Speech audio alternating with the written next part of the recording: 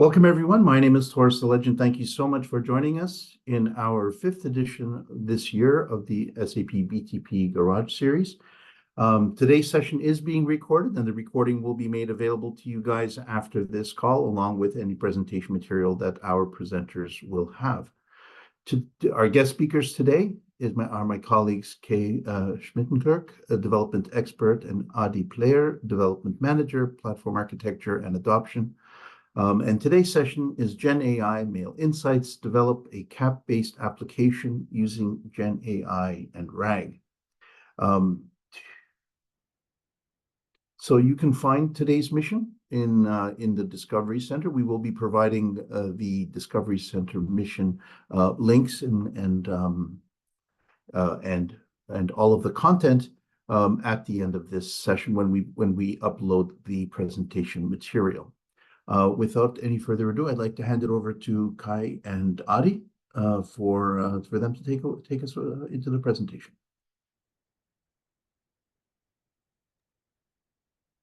Sure, thanks a lot. Can you hear me well? Yes, now I can hear you. Okay, super. Then let me share my screen. I guess you can see it. So let's go ahead. So today we want to present you what we call the GenAI Mail Insights application. It's a CAP-based application using GenAI and RAG. I will give you a little bit of introduction and overview about the use case, and then Kai will take over and will present how to basically deploy and run this application in details, and also give you some insights into the code. So who are we? We are from the team Platform Architecture and Adoption, which is organization-wise located in TNI, BTP, product management. And here our major focus is to work with customers, selected customers, on interesting use cases, which are innovation use cases for us and also for the customers. And with that, we try to push the adoption of the business technology platform. Out of those use cases, from time to time, we are generating reusable code, which is made available in the Discovery Center as missions. And one of those you will see today. And besides that, we also, out of this work, we are trying to digest and distill what we call the reference architectures, which show our customers and partners how they can apply a business technology platform in order to build applications in the context of using, for example, specific hyperscaler functionality, which in this case is, of course, the large language models from the different providers. So this is roughly us. And of course, we are also very happy since more than a year now, we are working on this in this context of AI. I mean, we have been doing machine learning cases and our AI-related cases before as well. But now, of course, with the arrival of the foundation models, this changes the way how we can approach the development and also the topics and the functions which we can develop. This changes dramatically because now we have some powerful functions which we can use, not with training of own models and also not by, let's say, tedious programming of routines, but basically by more or less programming with natural language a little bit to a certain degree. So for us, in most of the cases, the language processing, the natural language processing is the most interesting part, even though we know that there's, of course, models for images, speech, and everything else as well. But yeah, still, in the business context, most of the use cases which we'll see are related to language processing. And the techniques which we can use, of course, are mainly focusing on what you see here as prompt engineering, embeddings, and other orchestration tools. In a little bit rarer cases, of course, we could be using something like fine-tuning or reinforcement learning with human input. So most of the times we go ahead with prompt engineering and embeddings. This is basically the most applied technologies which we are using. And out of the work with our customers, we have, in the course of last year, we have basically discovered from one customer out of one workshop, we discovered something which we thought could be a pattern, and actually it's now being confirmed again and again that this is a kind of pattern. So we built this kind of tiny application. It's not full full-blown business application ready to use. It is just a kind of basic starting point from which you could use as in order to build your own application, which could be doing something like a message processing. The inspiration which we received from the customer was basically saying that the customer is seeing masses of emails coming in with basically reoccurring, very similar kind of requests and questions. And those masses of requests, of course, the customer would like to respond to more or less automatically, or even at least prepare the responses with the support of technology. So this is where we went into. We invented this kind of virtual scenarios. This is not exactly one of our customer scenario, but just for demonstration purposes, this is easy to understand for everybody. So imagine you're working in a travel agency, and in this travel agency, you are receiving messages, emails from across the world with different languages, and you want to efficiently work on those. So how do you do that if you would have just only support of a simple mail client? That would be quite difficult, right? So with the help of GenAI, we are trying to build some additional functionality into that. And I can show you some of that. Luckily, my connection seems to be working again. So what we have here is running application filled with some examples, which we have, of course, those are all artificially generated examples. So don't worry about any data here being misused or disclosed. So what do we see in this application? It looks a little bit like an email client, but it has some major differences here. So one thing is, for example, here on this side, you see languages are different and emails are coming in from all across the world. So of course, one easy thing with this application is to have all the incoming messages pre-translated so that you can just push this switch button. And currently my application is still loading. I'm lucky. You can switch this button and you can basically switch between your working language, which in this case is English, and the original language. Then GenAI, what it can do is it can identify what is the intent of the mail. So you can call it categorization, classification, whatever. And this is what we are doing here in this section. So in our specific use case, we are basically differentiating between emails which are coming in asking for booking assistance, but we also have cancellation requests, right? So it makes sense probably to work first on those cancellation requests. They might be more urgent.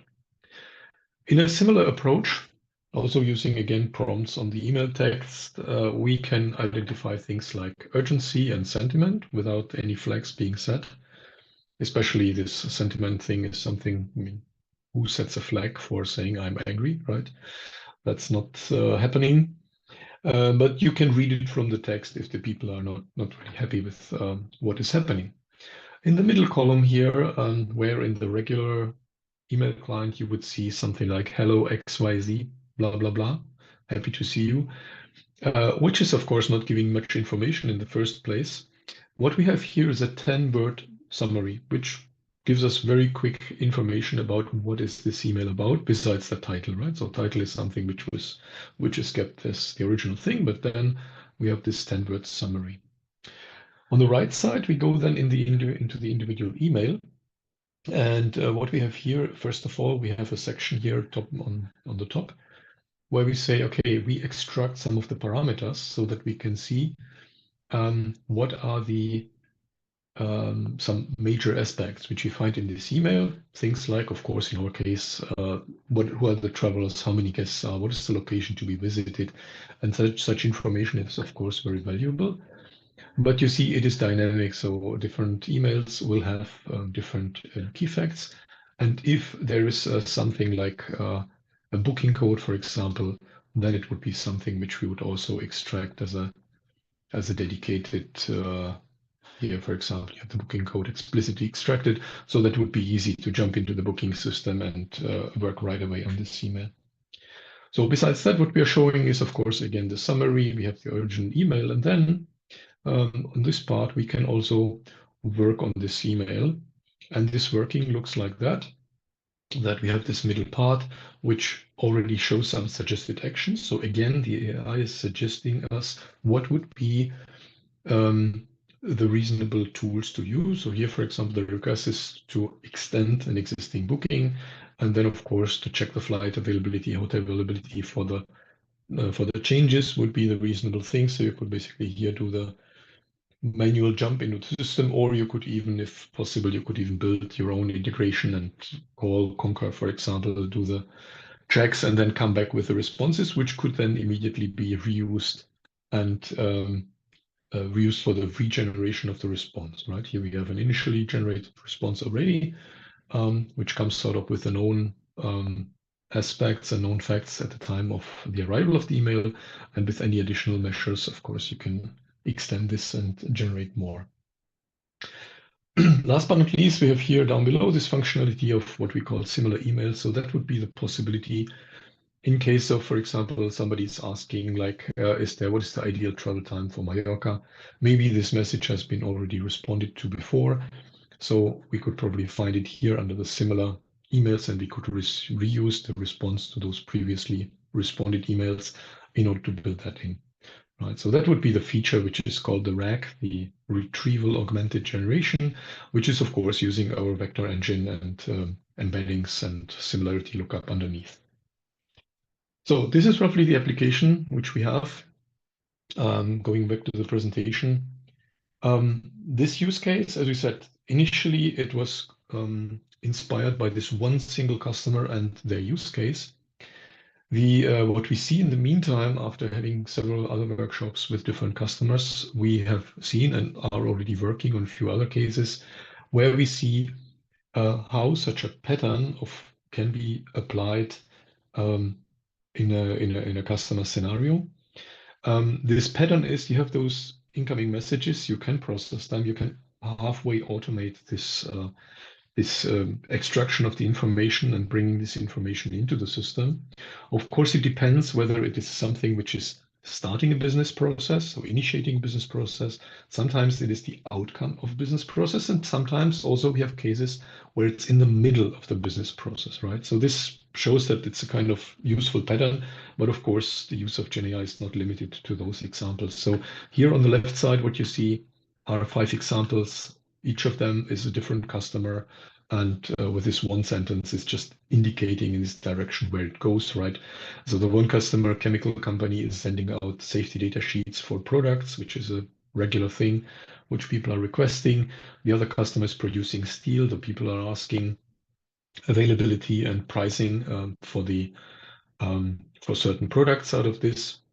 Then this was the original inspiration of the customer. So questions like, when is the next fair taking place, in which city, when is the next production of a new car model or something like that planned, for which week, and such kind of things, so that the suppliers can basically align their planning with the consumer.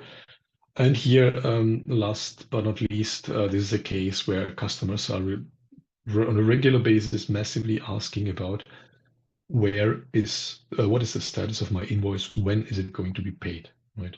So, and last but not least, this is the last but not least, but this is a case where we have this interpretation of the emails built into the middle of the business process. And this is, if you're thinking along the supply chain, you are receiving materials, you are ordering materials, you are receiving them, and then you are planning with that your production. Now imagine those orders which you are giving out to your suppliers are not getting fulfilled to 100%, or you are getting responses too late or not at all. So you are asking back, and then the responses which you are getting, you want to bring into the planning again. So this is basically, as I said, in the middle of the process. Processing. Good. Yeah, altogether, we see that with GenAI, we have a lot of new cool tools in our toolbox.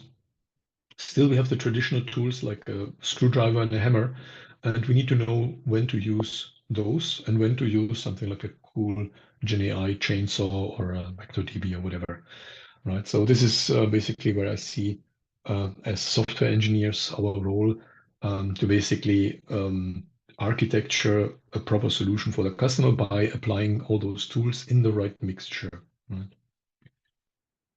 Okay, and as I mentioned before, out of those use cases, where we are demonstrating for single customers and which we are, of course, trying to hand over into productization by different other teams.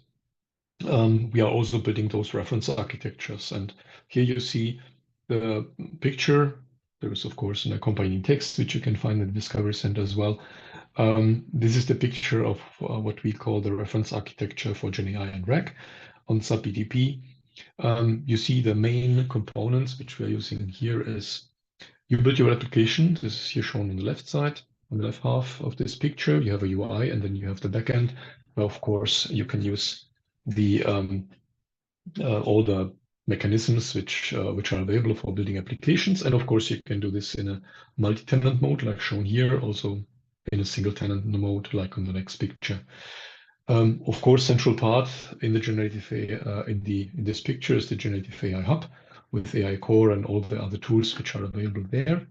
But also, as you see in most of the cases, we will not need only this generative AI hub for the access of for the execution of all the prompting and embeddings, but what we will also use is the connectivity to all of our needed or relevant backend applications, LOB applications like here S/4HANA or SAP Concur or any other. And of course, even third-party non-SAP products would also be possible to be connected here. So with that, I think we can jump into the details, and I would want to hand over to Kai, who will guide you through the rest of the session, and I will take care of any questions, so feel free to ask them in the chat. If there's anything, I will try to respond to them. So Right. thanks, Cheers. Adi. I will just share over, or I will just share here. Let me quickly do that.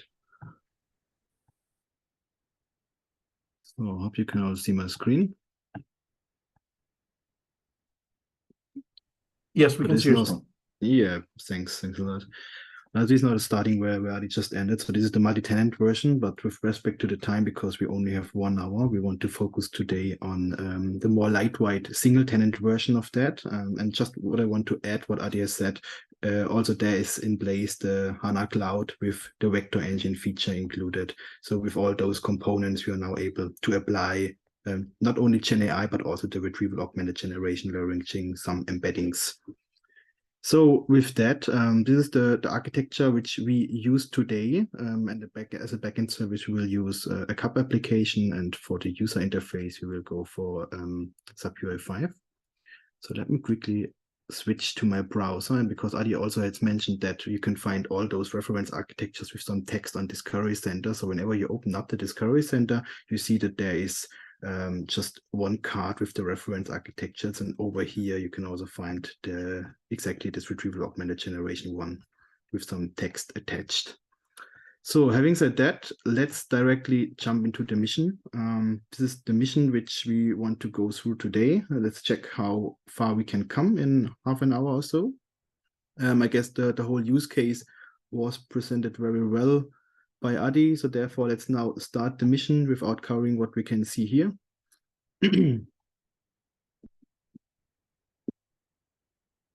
Just a moment. Yes.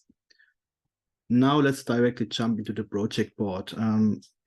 What can we see here? We have different phases. First phase is the introduction. I said this was already covered by Adi very well.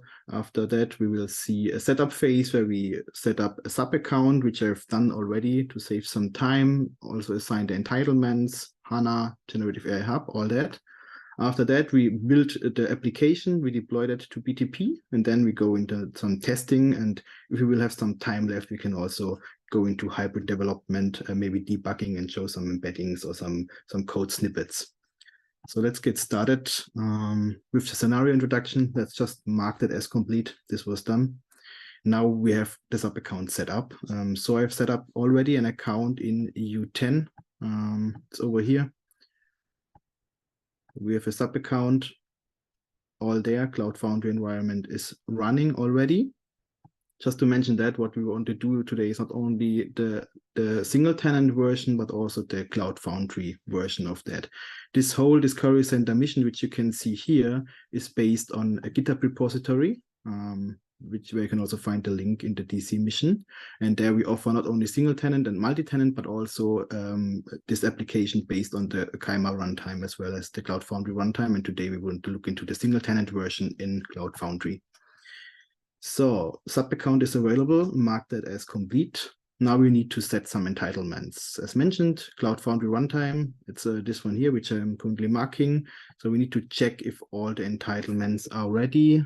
Let me quickly split my screen and we can double check. Let's go in this sub account to the entitlements. What do we need? We need SAP AI Core with the service plan extended. With the extended service plan, we get access to the generative AI hub, and with that then to the language models SAP offers via this feature. Let's quickly check. AI Core plan extended in place, great. Then we need Cloud Foundry runtime. You've seen this is already there. We need a HANA Cloud.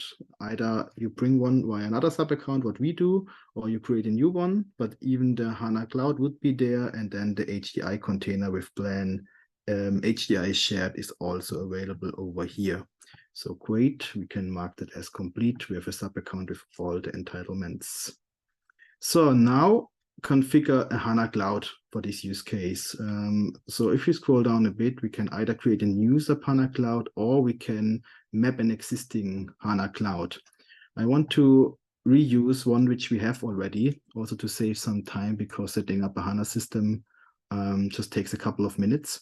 So what we need to do for that is in our overview, we want to copy over our org ID of this Cloud Foundry environment. Then we go into the sub account where the HANA runs, which is this backup, which I've done before. So there the mail inside is already deployed. We go into HANA Cloud, Cloud Central, sorry.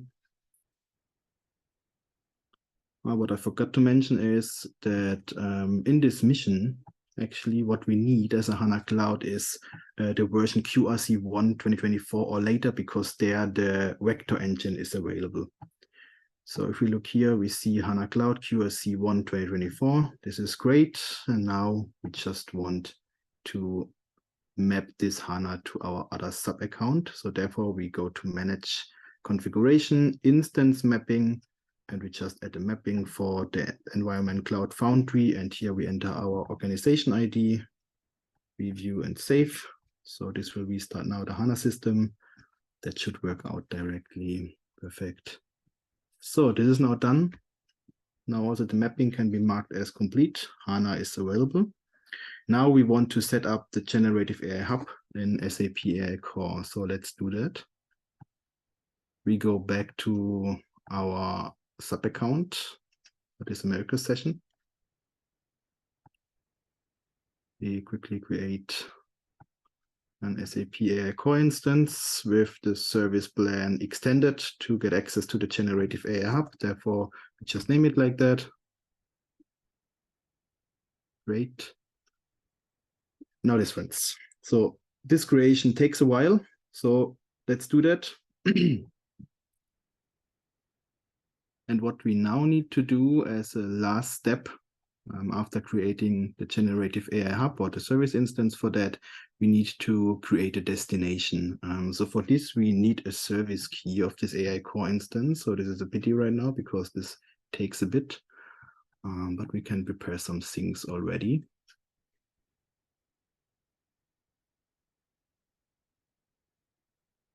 We go to our destinations, we create a new one.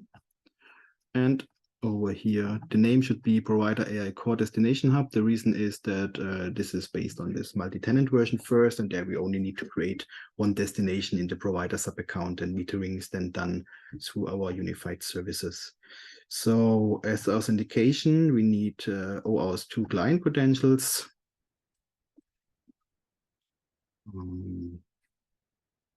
We need to set an extra attribute for the timeout,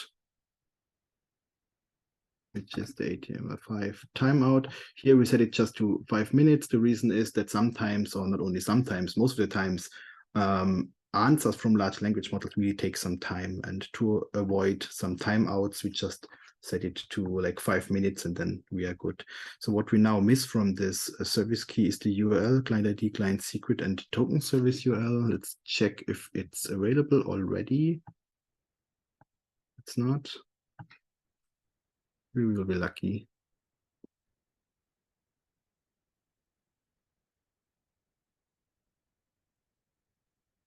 Otherwise, we will let that pending.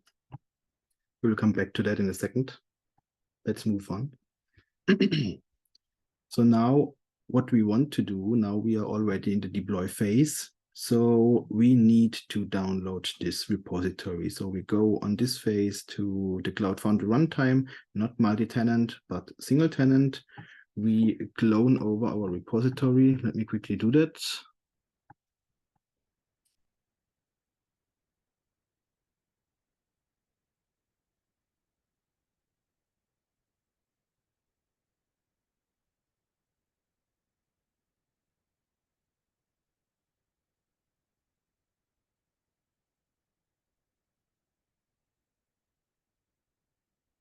Here we go. So now we have cloned the repository. We want to go into this directory. So let me explain what you can see here. I've mentioned it already. We have the single tenant version. We have the code base over here, and we have a separate dedicated deploy directory, one for Kyma, one for Cloud Foundry. So we want to navigate over here. Now we're in. And also to explain a bit the code structure, what you can see in the code base is we have the UI5 application located in app. We have our database schema in DB. We have a standalone app router in the router directory, and then we have the actual CAP application in the server. And then for sure some scripts. So let's now go back. What do we need? We need to make sure that TypeScript and TS Node is installed. Let's do that. This also takes some time. Afterwards, we also need the MTA build tool, so MBT, to out of our MTA descriptors to create deployment files for that, like our archives. And afterwards, we need to run the npm run build MBT script, which is in the package JSON located. And what this is doing is just calling MBT build, and then all the components from the MTA YAML with the app router, with the CAP service, and also these things gets built via this command. So actually I've installed MBT already, so we can directly go with npm run build MBT and let that run for a minute because this takes some time. So now let's quickly also go back to our AI core instance. This is ready right now. This is great. We want to create a service key for that to be able to download this. And in our destinations, we need to fill the rest of this data. So first, our URL, if we go back, sorry for this, if we go back again to our previous card with the definition of this destination, there are two important things which I want to mention. For the API URL of AI Core, we need to add this v2 to the end. And for the token service URL, we need to add the OAuth token. So this is missing if you look into the service key. You'll see that here. This is the AI API URL. At the end, there is no v2, so we add that. We have a client ID.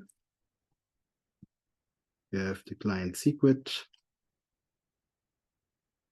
and we have the authentication URL for the token service, OAuth token. Perfect. So now let's save. This is saved, and this works. Now also we can mark that as complete. So this is what we have started already, like building all the components with npm run build MBT. This is still in the build phase. So what we can do in the meantime is let's quickly check some of the code snippets.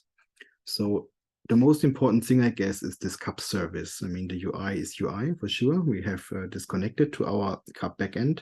And if you look at the coding, which is the mail inside service TypeScript file, you find a couple of actions which we have defined. For sure, we have some smaller actions like getting the mails, get one particular mail, delete the mail, and so on. But one interesting entry point and endpoint there is the on@mails endpoint. So if we look at that, this is what happens whenever there would be a new email either coming in via any mailbox or via the user interface, because there we have mocked these things, or via Postman, whatever. This is the starting point for it. So whenever there is an email coming in, what we do is we regenerate or we generate all our insights. We'll jump into that. And then for sure afterwards, we insert this mail batch in our database. So what is now behind this one method? It's a couple of things. So asynchronously, we generate some general insights, which is the summary and all those things, the key facts, what Adi has shown. We prepare the potential response. We extract some, we extract some language matches, which is, if it's English already, we don't need to translate for sure. And then as a last thing also, we create embeddings for the similarity search and the rec feature later on. So for the embeddings, let's quickly jump into that. What is done is, it's just that simple. We take our mail body, we send it over to such an embedding model. We take the embedding, that's it. Really that simple. We will hopefully have the time to debug that. And what happens in this extract general insights is an interesting part. So if we look at that, we can see that we do some templating with our prompts. So give insights about the incoming email and so on. We have our subject and our body defined. So we leverage LangChain here in this couple of lines. And then we have a chain. What we input there is not only this templating, but also the large language model access, which is a BTP Azure OpenAI Chat LLM in this case. So we leverage GPT-4 for this.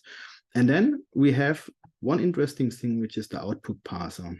So if you have worked with, or if you use ChatGPT, you type something in, what you get back is some plain text, some unstructured text. But what you want to have as a programmer is you want to have structured objects. And for sure now, GPT, for example, or OpenAI has this feature built in, but if you want to switch models, we need to generalize that a bit, and the LangChain comes into the game. And what we can do is we can define some parsers that the output is parsed, and this is what we have done over here in the first line. So we have created a parser based on a so-called SOT schema. So SOT is a library where you can define some schemas. And if we go into the schema which we have defined, you can see whatever is happening behind the scenes with the prompting. So whatever Adi was showing, like the categorization of the emails is all done here. So you can see how it works. We have the SOT library. We define an object with certain keys. One key is, for example, the category. We expect a string, and then we describe in a kind of prompt, what do we expect here as a string? So we just say, classify this email into one of the following categories. For the sentiment, for example, we expect a number, we can do some transformations, and it's just this one line of code. We say, please determine the sentiment of this email between -1 over to 0 up to 1, right? These three things. Same for urgency, summary, key facts, so you can do a lot of things. And this is really crucial part when you try to leverage these tools like the large language models in Node, in Python, whenever you program, right? Because you want to really work with some objects there, not with some unstructured data which you get back. So this is a crucial part, and I highly encourage everybody to look into those things if not done so far. So in the meantime, our build has been done. We can see it over here. The archive is ready. So now let's jump again into our mission, mark the build as complete. Now we want to deploy the application. Again, we need to go to Cloud Foundry. We need to log into our sub account. Let's do this.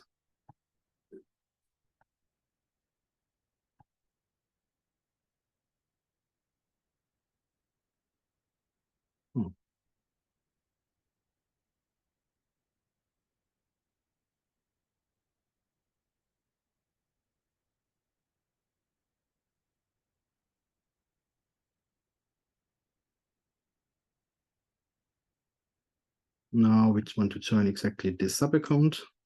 Now we are in. What is the next step? Next step is, this is done. we need to make sure that our Cloud Foundry CLI has the multi-apps plugin installed. Let's prove that multi-apps is available. Last but not least, deploy this archive. Let me start that one. So what is done, let me open the package.json. With the deploy script, what we do is we just call cf deploy and then this archive, which we have now built in the last step. So let's pray that there is no error during deployment and continue here. So this is then post-deployment action. So I guess we need to wait a bit. And in the meantime, what I can do is I can show how the generative AI hub looks like. Therefore, let me open up our AI Launchpad. So in the AI Launchpad, what we can do is we can add some connections to AI core instances. So therefore, I click on Add, America's GenAI Hub. Hub. We upload a service key, which is this default one, which I have downloaded, the same things what we have input into the destination. Let's create this connection. Here it is. We can click on that, and if everything goes well, we will see a default workspace in a second, or resource group, it's called here. Now we click on the default resource group, that this is set as a context. Now this opened up.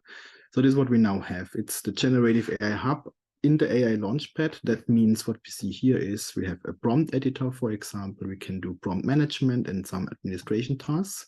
I can't use that right now because there is no language model deployed yet in this AI core instance, but we would be able to use it whenever there is one deployment done. And that you can imagine how that works. There is some ML operations, which is not only used for LLM access, but also for traditional machine learning. So if you subscribe to this extended service plan on AI Core, what is there is a pre-onboarded scenario, which is called foundation models. Oh, today this seems to be a bit slow. So scenario foundation models. And if you now want to create a connection to such a large language model or create such an embedding model, what you need to do is you go on configurations, you create a configuration for a certain model, and then you deploy based on this configuration. So I don't want to do that right now. I just want to give this sample. So we take the scenario foundation model, we take a version of this scenario, and then we see some executables. So what is there on sub help pages for generative AI hub, there is also a full table of all the language models and embedding models which are available currently. You see we have some open source models, we have access to OpenAI models or to some models from Google Cloud Vertex AI. And if you go there, you can then pass the proper model name and the model version based on this table from our sub help pages. Whenever this is done, you just create a deployment based on the configuration, and then we are good to go. So our deployment looks pretty good. We cannot detect any error. All is created, all gets started. Let's double check on this Americas sub account. All service instances are there. This is great. Go into the proper space. Backend is not running yet. But what I can do already, this is then the post deployment action. What we need to do is to give us the certain role to access this application. So assign role collection, and here you can see GenAI mail insights. Just attach me or assign me the role member. That's it. And if we now go back to our spaces and pray that this is already started. So it's starting right now. It's there. Starting still. And let that continue. Let's continue in the tutorial. So we have now deployed, and the post-deployment actions what we need to do, this is Keimer only. We don't need to do anything there. For the Cloud Foundry, it's multi-tenant only. We can mark as complete, we don't need it. Create a subscription, multi-tenant only. We can also skip this part, multi-tenant only, same thing here. Push sample mails. Okay, great. So this is what we can already prepare. So whenever the backend is running, we want to push some emails based on this method, which I have shown, or this endpoint on add mails. So what we need to do for this is we go in our code base, we open up our test directory, and we copy over the request BTP. We just attach private because then this will not occur in the repository based on the git ignore. And now at the top, what we need to add here is the credentials from the UAA instance. So we can find that in our space instances, UAA, your credentials. Here is the client ID. Let's start with this. Client secret. Oh, come on. And the URL, where we have it, it's there. Perfect. XSUA host name, this one here. And here the BTP app host name, this needs to be the URL from CAP. So let's see if we are lucky right now. I hope we are, and we are. So the CAP service is running, great. And also to prove that, let me copy that over, that the UI is running, and when that we have access to that, we can click on this one. Voila. GenAI mail site is running, but still there is no email yet.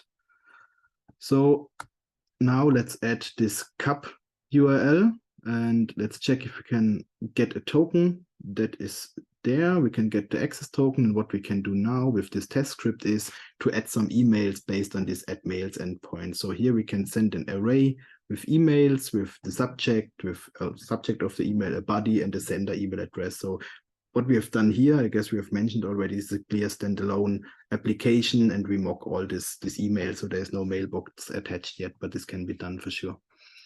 So, but before we send that over, we need to make sure that all the language models are deployed already. So let's go back to our AI core connection. Let me reload that one. Because what we do, we have some coding placed into our CAP application. So whenever we start the CAP server, there is a check on the AI core instance via this AI API if a proper resource group for this application is already there. So here it is. And if this is not there, we create it. And then we check if all the language model access which we need is there. And if not, we create it. So if we now go into the configurations, this is done already, I guess. We see that there is two configurations, one for our embedding model, the text other is what we leverage for this use case, and then a configuration for GPT-4. And if we now go to the deployments, after creating the configurations, we create the deployments based on those. We should see that deployments are actually created, but this was clear now. This takes up to 5 to 10 minutes that deployment is ready. So we see unknown right now. So we are not able to use this language model access.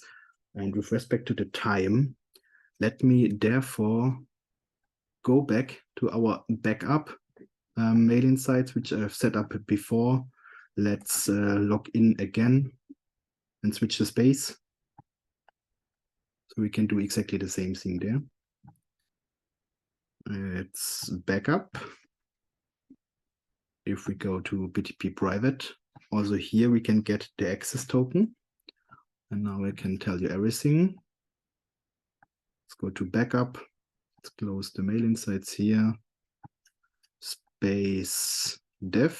And here we see also this application without any emails in.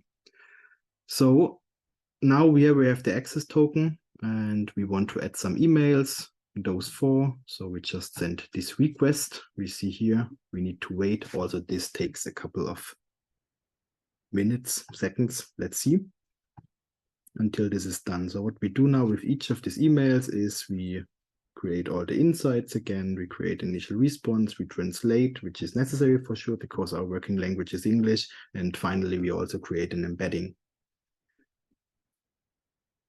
And now what I can show also is looking at the coding structure again, is the data model. Because maybe you always wonder, what is this embedding? What is this guy talking about? In the data model, what we see is all the models which we have defined, all the tables, all the entities, and then there is this mails entity where we store the sentiment, the urgency, so whatever we get back from the large language model, right? And what we also store there is this embedding, which has with the latest CDS versions a new type, which is called vector. And there you can also define the dimensions of this vector. And with this text ada, there is exactly 1,536 dimensions. Oh, did I break it now? Come on. I did. But this is now done. Perfect. Now that went fast. So what we get back now from the CAP service is exactly what we wish, is the category for each of the email, the summary, and so on. And now if we refresh exactly this application, we see that exactly this 4 emails is in. We can translate. We see that all the key facts are available. We see the summary over here. We have similarity search, and so on and so forth. And because I have promised that if there is some time left, I will also look with you into how to extend this application. Sample emails pushed, mark as complete. We have tested, we've seen it works. Hybrid development. So this is not what we want to do. And what we need to do to make some hybrid development is we need service key bindings. So you can create all the service key for the singleton version. You need an URL key, destination, and HDI container key, and then you need to bind it. But you can also make this shortcut of bind it directly. Then the keys get created on the fly. Let me leverage that one here. So the space in this sub account is called def. We have seen in our code directory, we make this CDS bind. And whenever this is done, we can see that there is a CDS-RC private JSON created with a hybrid profile so that we can test it now in a hybrid mode. And what we also need to do is we need to attach some credentials of our UAA instance to the application router. So if we look into the router, this is done already. We need to duplicate this file, default service sample JSON. So all the credentials are empty. And then we need to fill that out with the proper UA instance of this application. And now what we can do, we can go into the debugging mode with the command yarn watch. So what is done there, we now start an app router, we start the CAP service, and we start the UI5 application on 3 different ports. So we can see the UI5 application is started on port 8081.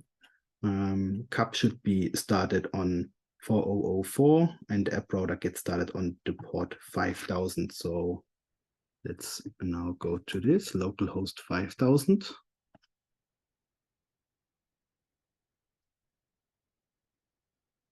CAP is ready now. So,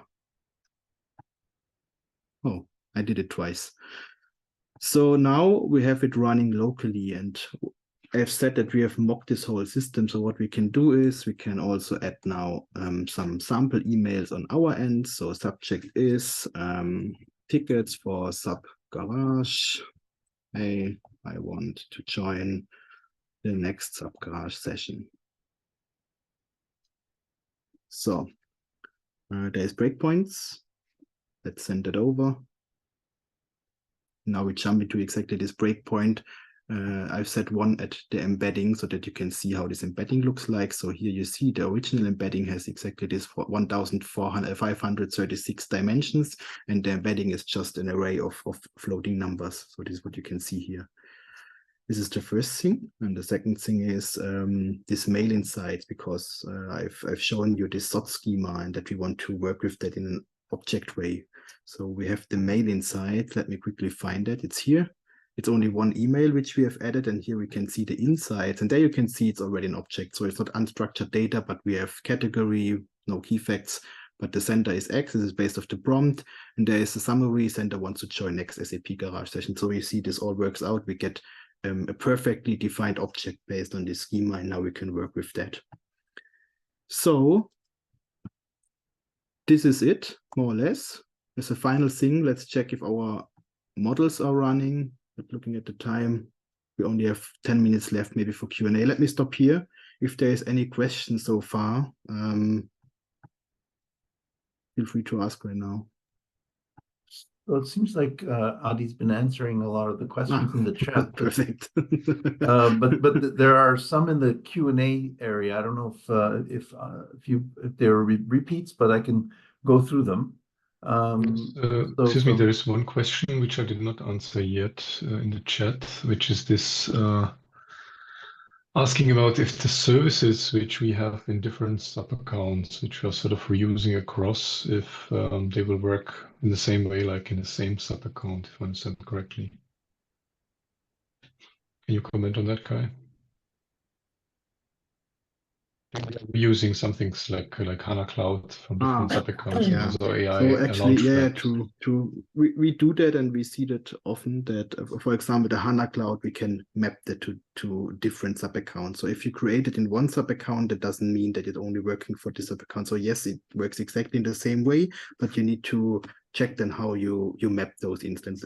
Exactly for the HANA Cloud, that works. There is this mapping feature for different sub-accounts, and for AI Core, because we don't do service bindings from CAP to this service instance, but we work with the destination in between.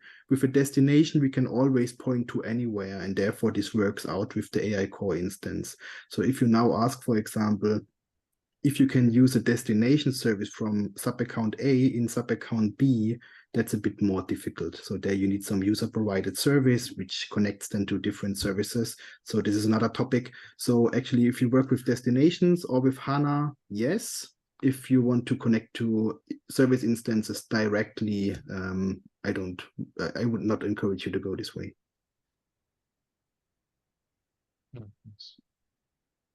Let's go to the Q&A section if there's anything more left. Yeah, there's a question from Ajay. Is there any help documentation where we can find all the Cloud Foundry CLI tools commands? So maybe if you can provide some links. I will check if I can find a link or a cheat sheet actually for this. Okay. Yeah, I will check if I can find anything and put in the chat. And then there's one from Kumud for customer scenario. Just responded to. Oh, you did? We just did it. Yeah, this is just okay. Just posted twice. Oh, okay. And the last one is AI Core available on BTP trial account. I think this is a question which came also this morning, right? Yeah, there is AI Core available in trial accounts, but only with the free or trial service plan. So that means you only have one resource group, which is the default one, and there is no access to the large language models yet. So for access to Generative AI Hub, you either need the pay-as-you-go or some CPA credits. I've just put a documentation about the Cloud Foundry CLI into the chat. I messed up this Q&A, sorry. But for all the plugins available, I don't know if there is a central place.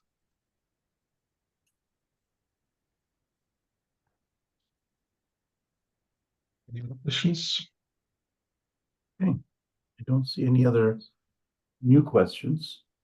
If you guys have any questions for either Adi or Kai, please type your questions in the chat, or if you wanted to unmute your line and ask your questions directly, that's okay as well.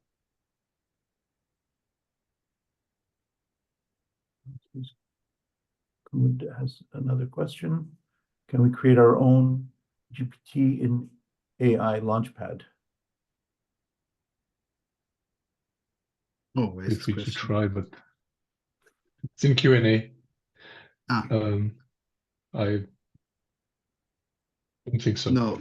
So what you can do there in the Launchpad is you can create a connection to one GPT model then placed on Azure, right? So then you have your own deployment on this AI core instance, and this deployment you can use then in the generative AI hub for prompt engineering and so on and so forth. But no, you cannot create a self-hosted GPT deployment on AI Launchpad. There is no license on SAP side, so this is closed source, right? And in addition to that, I mean, it depends on what you mean by GPT, right? So there's this large language model of OpenAI, which is called GPT 3.5, GPT 4, which definitely is too big to be hosted in a reasonable way. And by the way, it's not possible allowed anyways. And then the other thing is that there's this feature on OpenAI pages. You can build your own GPTs, basically directing the underlying ChatGPT into a certain direction. And this is definitely a feature which I don't think we are providing, that this needs to be done on OpenAI side. Yeah, but you can overcome that more or less, that you provide some system. There's some noise in the background. Can you mute that? Okay, So I did. no worries. Thank you so much. What we can do is we can create such a connection or such a deployment on AI core with some system prompts to make that possible, right? To have maybe our own style of chatbot or something like that. Yeah, so overall we can say, I think I mentioned that in my picture with the toolbox, is that we have those powerful tools, but what exactly to use in which, so what is exactly the prompt which you want to use? How exactly apply the embeddings? So for example, which text to put into the embeddings and how to work with that, with those embeddings, right? All those things are really, well, feel free to try out everything, but don't expect like one single tool or one single feature will cover everything which you need, right? That's simply not existing. So you typically need to have something like, and this is why, for example, LangChain is the tool set which provides you means for chaining and putting different actions behind each other, and also within a certain flow, so that you can combine all those features together. Yeah, having said that, Adi, maybe just as a disclaimer, you've seen our prompting in the SOT schemas. So this is for sure not over-engineered. So we have just done some basic prompt engineering, putting together this prompt. So also there can be a lot be improved.